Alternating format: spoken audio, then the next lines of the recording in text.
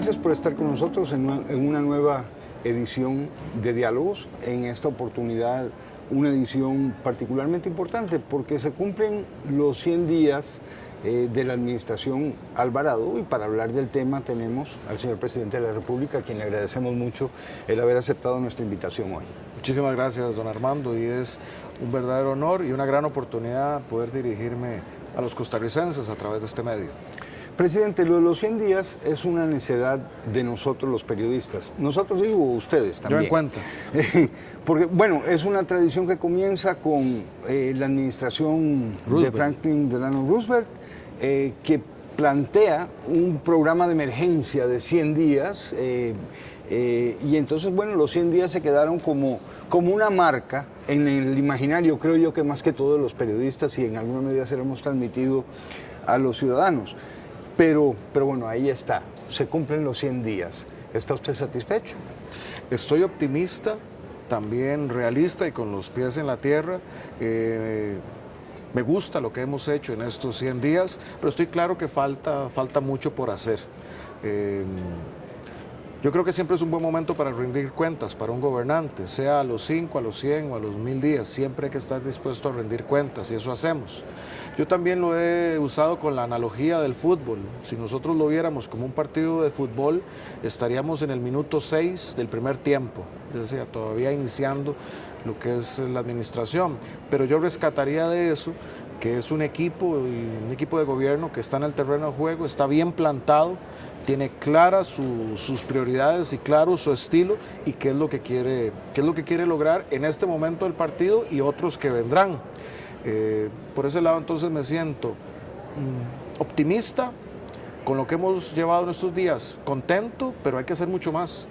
Y Costa Rica está en una situación particularmente compleja, hay que reconocerlo, no hay que, digamos, bajarle el tono a eso. Hay varios frentes en los que tenemos retos difíciles, pero también optimista porque la ruta para salir adelante depende de nosotros gobierno y de nosotros país, para sacar estas decisiones adelante. Entonces, si bien complejo, lo veo con esperanza y con mucho optimismo de que lo podemos sacar adelante. La situación compleja de la que usted habla es más compleja de lo que ustedes esperaban, y me atrevo a afirmarlo porque lo ha dicho la ministra de Hacienda. Ella ha dicho, yo no me esperaba este hueco de 600,000 millones que salió de la nada, yo no me esperaba. Bueno, esas cosas que ustedes no se esperaban complican significativamente la situación. ¿Cómo es que no se lo esperaban? Son ustedes el mismo partido. No, ahí esperábamos, de hecho, la situación fiscal. Pero esperaban un hueco de 600,000 millones adicional. Eso tiene que ver con la circunstancia, un par de circunstancias que ahora señalo.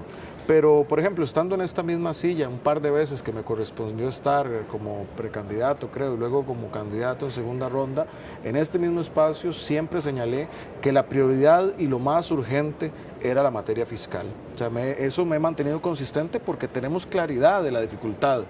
Esta situación se agravó por dos elementos particulares. Uno, por los cambios en el crecimiento económico, que había una certificación y una estimación de crecimiento económico que se redujo, y eso generó un impacto en la expectativa de ingresos a través de impuestos, y también lo que se tuvo que recurrir en algún momento de vencimientos de deuda que no fueron luego canjeados, y generó esta situación Pero la administración anterior lo que hizo fue suponer que esos canjes se iban a dar, y la suposición la hicieron mientras creaban las condiciones para que el mercado les dijera, mire, no queremos esos bonos, muchas gracias. Por favor, presidente. Bueno, mi rol y nuestro rol en esto es resolver, y resolverle a la gente. Yo creo que hay una frase de la científica Marie Curie que nos sirve, y sirve también en el ejercicio periodístico y en el ejercicio de gobierno, que ella dice que antes que encontrar errores, hay que encontrar la verdad. de las Pero cosas. la verdad hay que decírsela a la gente, Y está presidente, dicha, porque y le la, estamos y la ha pidiendo- dicho La Nación en sus publicaciones, la ha dicho la ministra, la ha dicho yo en el sentido de cómo hemos abordado esto. Teniendo esos elementos de verdad es que estamos resolviendo. Lo que estamos planteando es para resolver esa situación y resolverlo de la forma más responsable. Siendo el fiscal uno, sino el problema más complejo que tenemos y no el único. También hay que reconocer que con ese contexto fiscal difícil, tenemos un contexto de seguridad ciudadana difícil, complejo.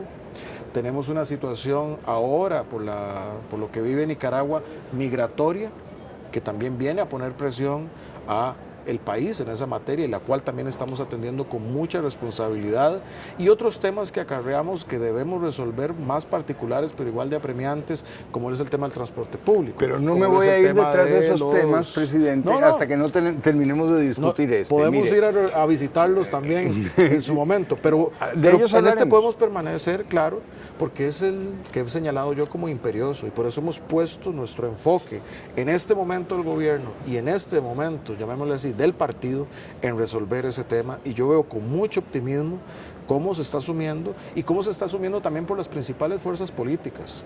Yo veo un ambiente de responsabilidad, de patriotismo para resolver eso. El gobierno ha estado allí, la fracción oficialista también, pero veo en los jefes de fracción de los otros partidos el deseo de responder positivamente para resolver este tema.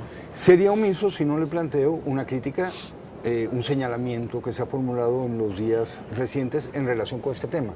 Dicen que no se quiso informar oportunamente al país por el impacto electoral que eso podía tener, sobre el hecho de que había este hueco de 600 mil millones, sobre el hecho de que el gobierno anterior alegremente supuso que iba a haber voluntad del mercado para hacer canje que no se produjo, y que bueno, que la motivación fue fundamentalmente electoral de esconderle esta realidad a la gente.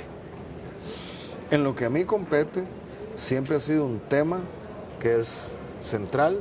Yo he hablado de él en materia fiscal, con todo el costo político que conlleva, porque no es eficiente. A mí me han dicho, no es popular, perdón, a mí me han dicho que soy monotemático, que solo pienso en eso, que lo que quiero es afectar a los bolsillos costarricenses, cuando si lo hago, me han criticado por usar la palabra amor a Costa Rica por pensar en resolver esto.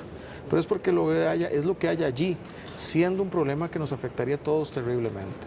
Bueno, yo he es que asumido mi su antecesor responsabilidad. nos acusaba a nosotros de estar obsesionados con el problema del déficit, y yo lo veo a usted bastante obsesionado también. Bueno, porque yo considero que es un tema que hay que resolver. Y lo que quiero es llegar a la verdad de las cosas. Además, la verdad de las cosas pone en dimensión, de manera subsidiaria, pone en dimensión las responsabilidades de las cosas. Y en esto hay muchas responsabilidades que tenemos que asumir como país.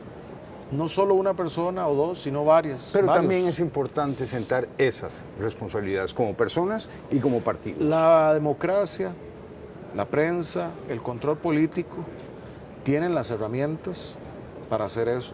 Tienen las herramientas, dichosamente, en una democracia. Hay veces que olvidamos que vivimos en una democracia que permite que tengamos estos diálogos, otros regímenes, y cada vez algunos ejemplos los señalan más, no permite que hagamos este tipo de ejercicios. Eso, como debate y como diálogo, tiene su oportunidad. No obstante, hoy lo imperioso, lo que es verdaderamente urgente, lo ha dicho la señora Contralora, lo ha dicho la ministra de Hacienda y lo ha dicho las personas expertas en eso, es que demos solución al tema fiscal, que demos solución al tema presupuestario, presupuestos extraordinarios, y que sigamos ese trabajo. Y la democracia tendrá las herramientas para que la discusión que usted plantea se lleve a cabo de la manera clara y transparente que se requiere. Pero hoy necesitamos también un ejercicio de responsabilidad compartida de resolver, porque también el factor tiempo, volviendo a la analogía del partido, es que podemos divertirnos en este tema, nada más, sin resolver lo sustantivo. Y si no resolvemos lo sustantivo, literalmente se va a complicar la situación para el país. Entrémosle ahora, presidente, a las preguntas difíciles. Vea, otro problema que tenemos en el frente fiscal es que ha disminuido la recaudación. La única explicación que uno le encuentra a esa disminución muy significativa, cerca de un punto del PIB, son 300.000 millones. La única explicación que uno encuentra, el Ministerio de Hacienda está haciendo lo mismo que hacía hace 8 meses, los instrumentos que el anterior Congreso aprobó para mejorar la recaudación siguen vigentes, uno debe suponer el mismo empeño de los funcionarios que están a cargo de esto. La explicación es una desaceleración de la actividad económica y lo sentimos en la calle, en la realidad. Ahora vamos a ponerle a esa actividad económica desacelerada el peso de nuevos impuestos, que son necesarios, no le voy a discutir eso. Pero, ¿qué hacemos para conseguir que la economía vuelva a tomar un paso más bueno, lo que usted plantea es tal cual. Esa desaceleración de los ingresos tiene que ver también con una desaceleración de la economía. Hay varios efectos en esto. El tema fiscal efectivamente necesitamos resolverlo. Y si bien alguien podría decir que se nos va a cargar en la parte impositiva, hay otro componente que la economía que tiene que verse aliviada con esto, que es bajar las tasas de interés. Es decir, bajar la presión que hay hoy en las tasas de interés, lo que permitiría que el crédito para la parte productiva sea más barato, el que puedan prestar dinero sea más barato y ese como un elemento que puede agilizar la economía. Pero estando claro de ese componente, también desde el Ejecutivo estamos clarísimos que necesitamos lanzar la reactivación económica y eso será un proceso que entrará y que anunciaremos con todo su detalle en el próximo mes, antes de lo que se estima es una votación de un primer debate en materia fiscal. ¿Por qué? Porque por un lado la reforma fiscal tiene la función de dar un piso más bien firme, estable a la economía, generar confianza de que el gobierno hace sus pagos, de que las instituciones tienen cómo afrontar sus responsabilidades y que no se expande el problema de la deuda. Genera también un piso de confianza en relación a tasas de interés y con nuestros socios comerciales y con los quienes prestan dinero o generan dinero al país. Pero sobre ese piso firme tiene que servir para construir una aceleración de la economía y un lanzamiento y un despegue del país. La reforma fiscal no tiene sentido por sí sola, tiene sentido en la medida que va acompañada de una aceleración de la economía y de un proceso de mayor eficiencia en lo público también, para que tengamos más resultados. Ahora, esa aceleración de la economía, si depende del problema fiscal, solo va a tener dos soluciones si damos por un hecho la aprobación de los nuevos ingresos.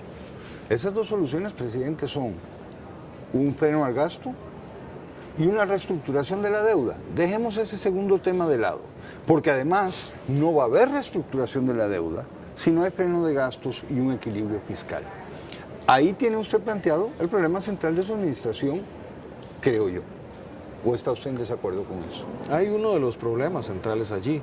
Una de las claves del éxito del país en esto es que seamos consistentes durante la administración con la forma en que hemos abordado el tema del gasto. Una gran preocupación de la oposición, por ejemplo, y yo lo he conversado con los diferentes jefes de fracción y diputados, es, bueno, ustedes ahora resuelven el tema fiscal, pero ¿qué nos garantiza a nosotros, como oposición o al país, de que ustedes con los nuevos ingresos no van a empezar a gastar y a botar la plata para hacer política, digámoslo? Bueno, aquí hay varias cosas. Uno, es nuestro compromiso real con resolver el tema, y el tema no se resuelve simplemente con un plan fiscal y después siendo irresponsable. Eso sería un despropósito. Entonces necesitamos ser consistentes en los 4 años y existe el compromiso de la ministra de Hacienda hacerlo y existe mi compromiso para que lo resolvamos así. Pero en todo caso, otro seguro que hay allí es que también existen las herramientas de control político en el Parlamento para hacerlo. Si nosotros faltáramos a mantener un control del gasto, como lo hemos venido haciendo, pues el Congreso tiene la herramienta de aprobar o no aprobar el presupuesto legislativo o modificarlo. Y nosotros no queremos entrar a esa ruta, además porque sabemos que requerimos del concurso de muchas voces para lograr eso. Yo por eso he hablado tanto de que este escenario en el que estamos es un escenario en el que nos necesitamos todas y todos. Las diferentes fuerzas políticas tienen que trabajar en conjunto para que saquemos esto adelante. Yo no gano nada hoy resolviendo un tema fiscal, luego siendo irresponsable en materia de gasto, o no gano nada hoy resolviendo este tema fiscal, pero después en materia de la deuda siendo irresponsable. Entonces tiene que haber un contrato de las fuerzas políticas de que esto lo hacemos en un marco de mejorar la situación general de Costa Rica. Y yo estoy viendo las condiciones para que eso ocurra, pero eso será algo que ocurrirá de manera consistente con el paso del tiempo. De camino se va a encontrar usted con el tema del empleo público y su administración ya adquirió claramente un compromiso de entrarle a ese problema, ¿cierto? Correcto. Pero fíjese que yo cada vez veo más posible que desmitifiquemos la complejidad que puede tener la discusión del empleo público. Si uno ve varias instituciones, el gobierno descentralizado, por ejemplo, ya han adoptado mecanismos modernos en materia de empleo público, por ejemplo, en materia de contratación, en materia de rendición de cuentas de funcionarios o de evaluación de desempeño. Ya hay en ciertas partes de la administración pública ejemplos de que se están haciendo mejor las cosas desde el punto de vista del empleo público. Se ha avanzado con temas de renegociación de convenciones colectivas. A mí me correspondió antes, siendo ministro de Trabajo, participar de eso. Fallos recientes de la Sala Constitucional han atenuado, por ejemplo, el tema de la cesantía. Entonces yo creo que se genera un espacio propicio para, dialogando, mejorar lo que es el empleo público. Los temas de los recursos humanos. El diálogo que plantean los sindicatos es: conservamos lo que tenemos hasta hoy y ahora sí dialoguemos. Ese ha sido el planteamiento. Yo en eso, don Armando, veo dígame una concesión que hayan llegado los sindicatos y hayan dicho sí, esto es un exceso y renunciamos a eso. Hay una que es en el agregado. Una cosa que se reconoce desde el movimiento sindical es que hay ciertos funcionarios de lo público que tienen salarios muy altos y hay otros que están por debajo del estándar. En esa hay una gran desigualdad. Pero vaya y plantéeles eliminar la ley de enganche médico. En alguna oportunidad la ANEP ha dicho sí, hay que eliminarla, porque es que es un absurdo tan grande que la misma ANEP ha dicho hay que eliminarla. Pero vaya y pregúntele a UNDECA. Bueno, esos son parte de los elementos en que se tiene que abrir esas discusiones. Yo lo veo, por ejemplo, hay cosas que desde la óptica de empleo público podemos mejorar. Y pongo otro tema a los ejemplos, que tiene que ver no solo con los temas de gasto, que sí, los temas de gasto tienen que entrar, pero ya muchos han entrado en la discusión. Lo que nosotros hicimos, iniciando la administración de vía administrativa, de atenuar las dedicaciones exclusivas, de atenuar los puntos de carrera profesional, han sido reformas desde lo administrativo, pero han sido reformas del empleo público, que nunca se habían hecho y se hicieron. Y eso se está incorporando mucho en el texto fiscal, es decir, ahí habrá elementos en materia de gasto que entrarán como parte de una reforma del empleo público desde el proyecto fiscal. Y eso es algo importante que hay que poner en esa dimensión. Y eso lo ha hecho el Ejecutivo. Ahora, hay otros elementos en materia de empleo público. ¿Dónde veo yo los elementos más sensibles? Y se puede mejorar mucho y para la eficiencia. Los temas de recursos humanos. Uno lo ve en el tema del MEP, los temas de las permutas, los temas de los traslados, los temas de los interinazgos, los temas de las evaluaciones, los temas de capacitación. Al tener malos manejos de recursos humanos, no solo tenemos demandas administrativas que terminan siendo millonarias, por errores en los que incurre la propia administración, no tenemos digitalización, no capacitamos bien al personal y eso termina haciendo que el servicio que se da a los costarricenses no sea el mejor, con funcionarios desmotivados por una mala administración. Ahí hay toda una veta de mejora de la calidad del empleo público y del servicio público que está por explorarse, que está por mejorarse. Y yo veo que como nos hemos comprometido a abrir esta discusión, ahí podemos encontrar muchos puntos ganar, que gana la administración con una mejor y más eficiente administración, que ganan los empleados públicos al sentirse mejor, más satisfechos, con propósito en su trabajo y sobre todo gana la ciudadanía con un mejor servicio sin que sea más caro. Eso es a donde tenemos que llevar la discusión. Hay comunidades muy satisfechas, por cierto, que están recibiendo los servicios de salud, de seguridad social, mediante cooperativas.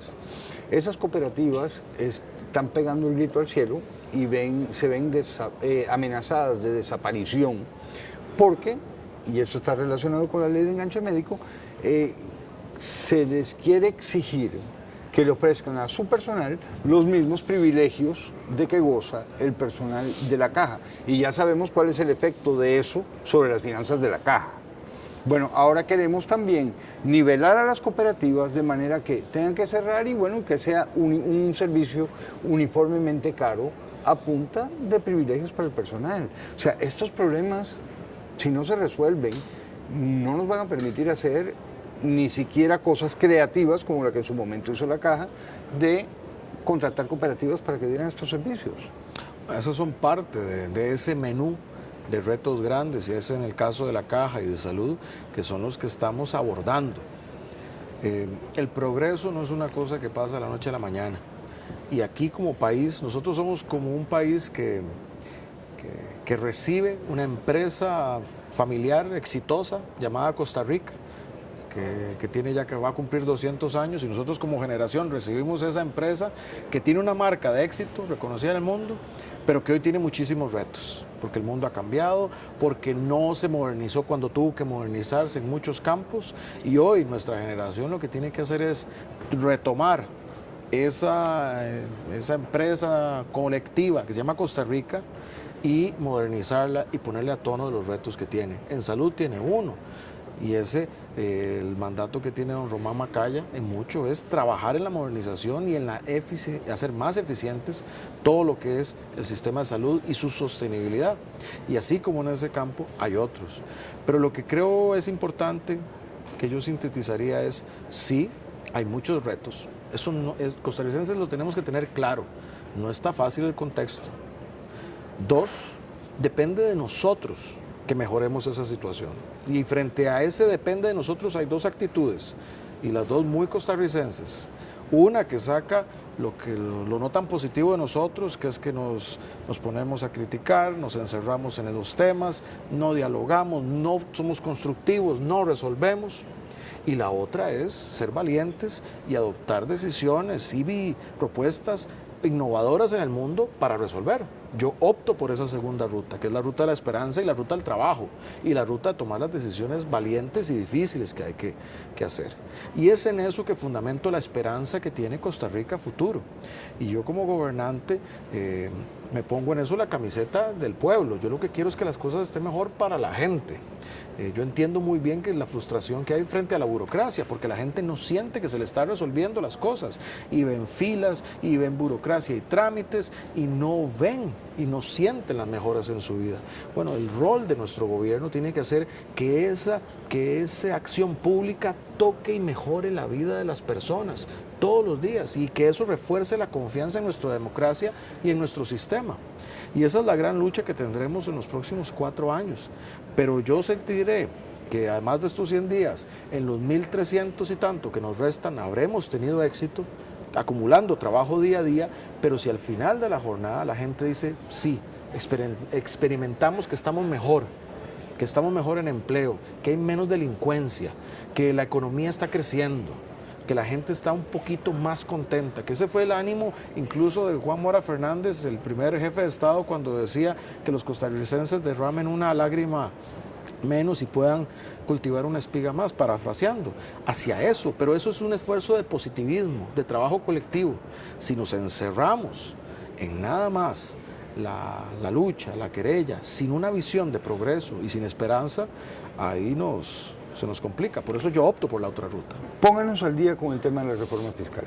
Bueno, en la materia de la reforma fiscal, como digo, yo me siento satisfecho y en eso yo tengo que agradecer a los jefes de fracción de las distintas bancadas y a sus bancadas y a los que han estado en la comisión fiscal.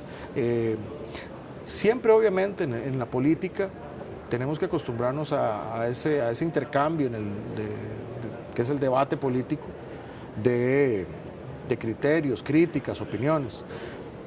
Pero en el fondo yo siento un gran deseo de colaboración patriótico, y en eso yo tengo que agradecérselo a Carlos Ricardo Benavides, a Carlos Avendaño, a don Erwin, a los distintos jefes de fracción de las 7 bancadas. Yo he sentido ese ánimo de ayudar, y eso es algo que para mí es un plus que tenemos en esta Asamblea Legislativa. Yo no veo a nadie con ánimo de de tener un, llamémosle, obstruccionismo de sí porque sí. La gente quiere construir, la gente quiere hacer oposición irresponsable y fuerte, pero también tiende la mano para trabajar. Entonces eso ha permitido avances importantes. El proyecto ya tiene las mociones presentadas.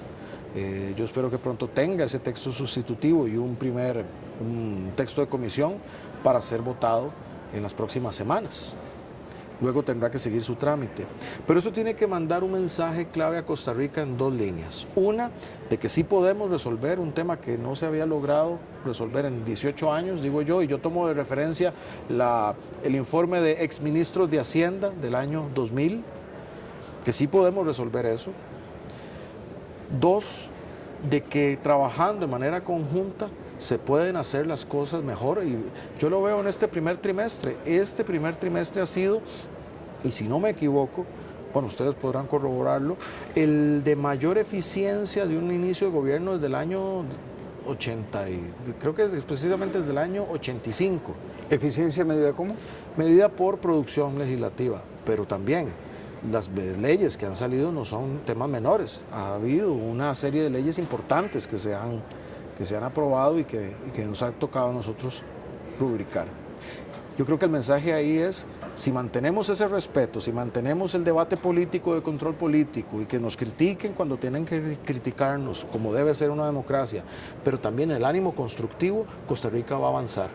Y 3, esto abre un nuevo momento de ese partido que es la administración que nos corresponde a nosotros. Porque Costa Rica, demostrando que sí puede abrirse a varios campos, a hacer cambios importantes del Estado, cambios importantes en la economía, cambios importantes incluso para ilusionar al mundo. Don Armando, yo lo veo cuando las personas nos abordan, cuando salimos del país, yo veo que hay una expectativa de que Costa Rica dé pasos, como los está dando, importantes en materia, por ejemplo, ambiental, en materia de cambio climático, y nosotros podemos dar una reactivación de nuestra economía volviéndonos líderes en materia, por ejemplo, de energías limpias, de un transporte público eléctrico y en general de uso de energías limpias y renovables, y meter eso no solo como un adorno bonito que atrae turistas, sino como un eje central de nuestra economía, una economía limpia, renovable, verde, que genera empleos, que genera crecimiento, que genera valor agregado y riqueza.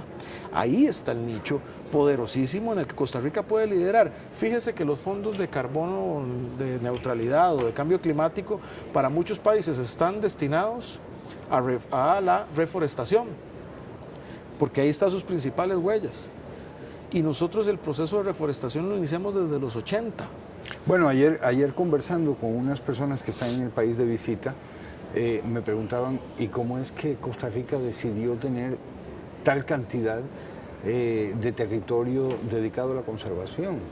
Y la mejor respuesta que le pude dar fue, bueno, hubo una generación visionaria. Bueno, hubo personas que en aquel momento hicieron algo diferente y adoptaron decisiones valientes. Bueno, eso es lo que nos toca a nosotros ahora. Pero tenemos que hacerlo. Un montón de obstáculos en el Estado, por ejemplo, y ellos tuvieron esos obstáculos para replantear la generación eléctrica. Pero nosotros, por ejemplo, podemos tomar hoy decisiones valientes en materia fiscal y estamos en ciernes de lograrlo. Podemos tomar y debemos tomar decisiones valientes en relación con la estructuración del Estado, nuestro sistema. Y yo no renuncio a que nosotros podamos hacer cambios ahí importantes, sobre todo para dar agilidad y modernizar y remozar nuestro aparato público. Nosotros tenemos una obligación moral, no solo con nosotros mismos, sino con el mundo, de seguir liderando la agenda ambiental, por ejemplo. Y eso tiene que servir para resolvernos problemas como el de la seguridad ciudadana, que aqueja a los costarricenses. Que lo vuelve usted a mencionar, y lo iba a traer yo a colación, porque realmente se está convirtiendo una vez más en una angustia, como lo fue hace algunos años. ¿Cómo se enfrenta ese problema? ¿Qué ha hecho su gobierno en estos primeros Bueno, días? yo les digo a los costarricenses, como presidente, yo me siento angustiado. Yo lo veo cuando se ve la noticia por homicidio, cuando uno ve toda esta violencia contra las mujeres, sea en materia de femicidio, sea en materia de agresión. yo particularmente en eso me siento profundamente preocupado y acto seguido ocupado en resolver. Nosotros estamos cumpliendo 100 días hoy de gobierno. En esos 100 días hemos realizado ya 26 operativos, o lo que denomina nuestro ministro Michael Soto, mega operativos, que es usar todos los cuerpos policiales de manera simultánea en acciones conjuntas. Eso significa que una vez cada 4 días, todas las fuerzas del país en los últimos 100 días han trabajado en conjunto y tienen resultados ya concretos, resultados de sacar cientos de armas de fuego de la calle, principal herramienta para cometer homicidios, en que han puesto a las órdenes de la justicia o de la ley personas que estaban con orden de captura o procesos pendientes, en las que se ha recobrado contrabando, en las que se han devuelto o vehículos o motocicletas robados a sus propietarios. Eso tiene un efecto presencia importantísimo, pero también un acto en el que personas que están de manera irregular en el país o se han puesto en el cauce para que sus datos se tomen o se han devuelto a su país de origen. Ahí tenemos esa acción policial, que es importante, y que tiene, como decía el ministro, victorias prontas y pequeñas, pero victorias al fin y al cabo. Pero tenemos que seguir un proceso más amplio. También ya hemos tenido al menos 2 sesiones con los expertos de la ciudad de Medellín, de Colombia, la ciudad que fue la que tuvo mayor homicidio e inseguridad en el mundo en 2 décadas atrás, y a través de procesos con las comunidades, con la policía, con los organismos sociales, lograron una reducción importante de la tasa de delincuencia y de homicidios, y ya ellos están trabajando con nosotros, con el apoyo no solo de los gobiernos de Colombia y de los Estados Unidos. De ahí esas visitas fueron estratégicas. Yo he sido muy estratégico cuando he salido, que sean cosas que vengan, cuando he salido del país, que sean cosas que vengan a fortalecer ese proceso, y ahí tenemos ese plan en materia de prevención, inspirados y guiados por los expertos de Medellín, como ya también tenemos una declaratoria de prioridad en materia de la lucha contra la violencia contra las mujeres. Entonces, en seguridad hay todo un trabajo que estamos desarrollando. Tenemos 100 días, pero en esa ruta vamos de manera consistente. Por eso el nombramiento del ministro de Seguridad para mí fue muy importante. Una persona experta en este tema, una persona apolítica, pero que y está llevando la expertiza a esto, y apoyado ahora no solo en la fuerza pública, sino en la prevención con el Ministerio de Justicia, con el sector social del gobierno, para mejorar esos indicadores. Y eso hay que sumarle la situación obviamente imprevista de Nicaragua, porque eso ha puesto una gran presión en la materia migratoria. Y yo le aseguro a los costarricenses que estamos abordando esta situación, primero en la materia obviamente de seguridad, migraciones seguras, registradas, porque hay que entender que esos flujos migratorios, primero lo que necesitamos es asegurarnos que no están entrando personas que pueden afectar al país. Si ahí hay un esfuerzo que se hace, también se está registrando las personas. Como país también estamos velando por los derechos humanos y estamos manteniendo un balance importante en esa materia y atendiéndolo con todos los recursos que tenemos a nuestra disposición y entendiendo que ahí hay un foco de preocupación de las y los costarricenses. Y lo estamos haciendo de una manera inteligente, abordándolo de una manera inteligente. Le confieso que tengo una preocupación grande porque ha generado mucha zozobra en población, incluso que alguna está desatando algunos, llamémosle, algunos focos de xenofobia, que eso nos preocupa, porque esos son, pues no es lo ideal en un país como Costa Rica y tenemos que trabajar en ese sentido, pero garantizar que de parte del Gobierno de la República, de la Cancillería, de Seguridad, de Migración, de los distintos órganos, se está haciendo todo el esfuerzo para atender esa situación. Otro tema que agobia realmente a los costarricenses tiene que ver con infraestructura. Cada vez más invertimos tiempo en empresas, no importa que vayamos en un vehículo particular o en transporte público, es realmente agobiante. Y si vamos tras el volante, cosa que yo nunca voy porque no tengo ni licencia, presidente, yo nunca he manejado, pero si quien va tras el volante tiene también la angustia del hueco, el bache, los peligros que plantea una carretera como la carretera a Limón. Presidente, no hay una línea divisoria, por lo menos de aquí hasta Guapiles, que recientemente he transitado ese tramo. No sabe uno cuál es el lado de la carretera que le corresponde. No hay pintura. En estos 100 días, don Rodolfo Méndez, un ministro experimentado, ha avanzado con cosas, por ejemplo, la ejecución de los topics, que ya varios se han completado, al menos 4, y sigue la ruta de hacer otros 28 que mejoran la movilidad. Esas intervenciones no solo funcionan para mejorar propiamente la movilidad vehicular de donde se interviene, sino como paso previo a la implementación de la sectorización en la que se trabaja. Los topics son pequeñas obras que ayudan a desentrabar, digamos, un nudo ampliar vial. Un carril, como se hizo en el caso de Santo Domingo, ampliar un carril o recuperar un derecho de vía para poner ahí una bahía de buses para que el bus se pueda orillar mientras el tráfico fluye. Ya se han hecho esas intervenciones, se han hecho otras en acerríes amparados en esa ruta. Eso mejora la movilidad. Y eso son, otra vez, victorias prontas. No es la solución final, pero va encaminándose a ello. ¿Por qué? Porque en estas mejoras de infraestructura será lo que permitirá avanzar con la sectorización. Tenemos que aspirar a un modelo de transporte público en el cual los buses, por ejemplo, contaminen menos y sean más ágiles y la gente esté incentivada a ese tipo de transporte, que sea más rápido, que sea económico y que permita otro tipo de movilidad. Y ahí se está avanzando en los esquemas de pago electrónico para hacer esto posible, en los contratos, en la materia de sectorización y en la infraestructura necesaria. Y en general en el país ya se avanzó con los contratos y los inicios de obras importantes, como lo es la conclusión de la ruta de Cañas hacia Limonal, y ya eso está avanzando en esa obra, o la transformación en garantías sociales, eso ya también ha sido firmado. El puente en Lindoras ya se amplió también. Y lo más importante que yo rescato en esto, que esas son obras importantes y victorias que tenemos ahí, pero el estilo que le queremos trasladar al ciudadano es claridad y confianza de lo que se está haciendo. Y nos lo estamos tomando muy a pecho. Antes de los 100 días ya pudimos trasladar claridad y confianza de cómo se va a intervenir la ruta San José-San Ramón, en lo cual en los próximos 2 años se van a intervenir 14 puntos que son los principales cuellos de botella, es decir, donde los puentes se hacen de 2 carriles, una ruta de 4 pasa a 2 en puentes, que son los principales cuellos de botella. Esos se van a intervenir en el plazo de 2 años. Mientras, de forma paralela, se hacen los estudios para hacer la obra de la ruta San José-San Ramón. Y ahí ya hay en tiempos y en metodología, se ha trasladado a la ciudadanía confianza de cómo se va a hacer.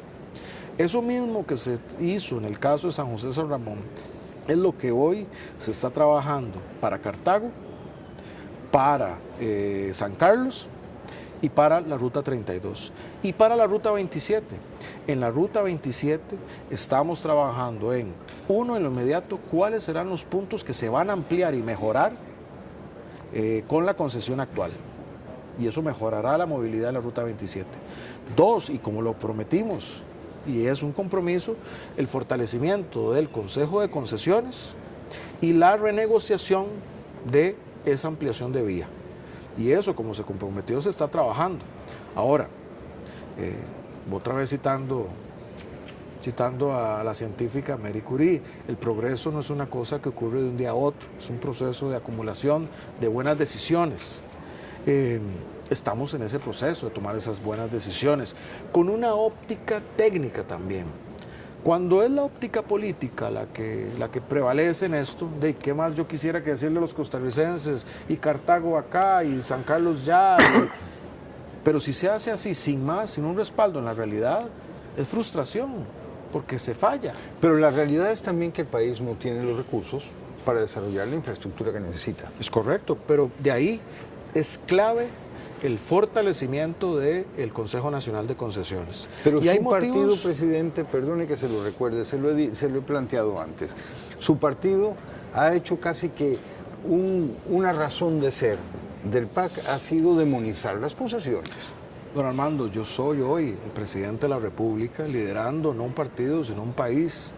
El Consejo de Concesiones se está fortaleciendo y en el contexto fiscal que tenemos, la ruta para avanzar en obra pública, por nuestro contexto también, incluso si alguien no fuera por elección, sería por no tener elección.